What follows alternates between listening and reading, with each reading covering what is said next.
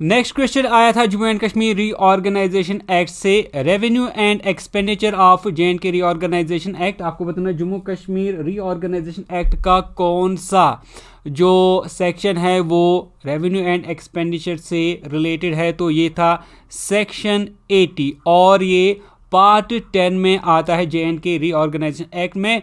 और इसी तरह दोस्तों याद रखें कि सेक्शन 82(1) जो है ये reports relating to accounts of J and K state से रिलेट करता है। इसी तरह दोस्तों अगर हम बात करें पार्ट 9 की, तो दोस्तों पार्ट 9 जे.एंड.के रीऑर्गेनाइजेशन एक्ट का डील करता है appointment of advocate general for the union territory of Jammu and Kashmir, और ये सेक्शन 79 में है।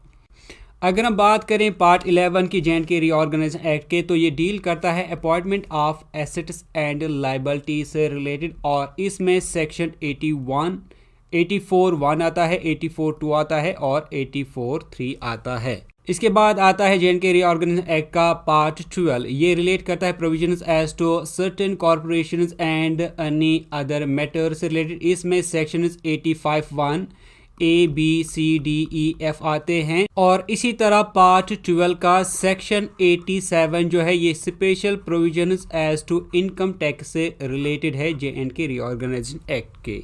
इसी तरह जे.एंड.के रीऑर्गेनाइजेशन एक्ट का पार्ट 13 ये प्रोविजंस एज टू सर्विसेज से रिलेटेड करता है। इसमें सेक्शन जो है 88(1) आता है, provisions relating to all India services.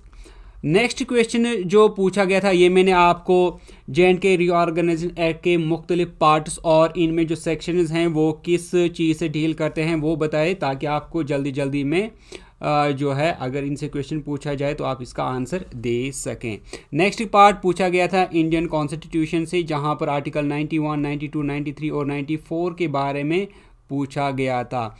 Article 91 जो है इंडियन कॉन्स्टिट्यूशन का, ये power of the deputy chairman or other persons to perform the duties of the office or to act as chairman से रिलेटेड है।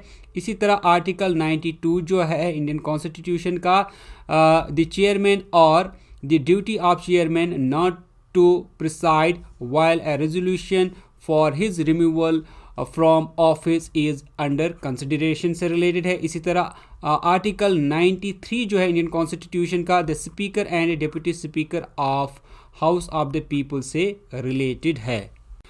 नेक्स्ट क्वेश्चन पूछा गया था what is used in thermal power plant, आपको बताना thermal power plant में क्या चीज़ इस्तेमाल होती है। तो दोस्तों थर्मल पावर प्लांट में मुख्तलिफ तरह की चीज़ एज फ्यूल जो है वो इस्तेमाल की जाती है, जिनमें खासकर अगर हम कोल की बात करें तो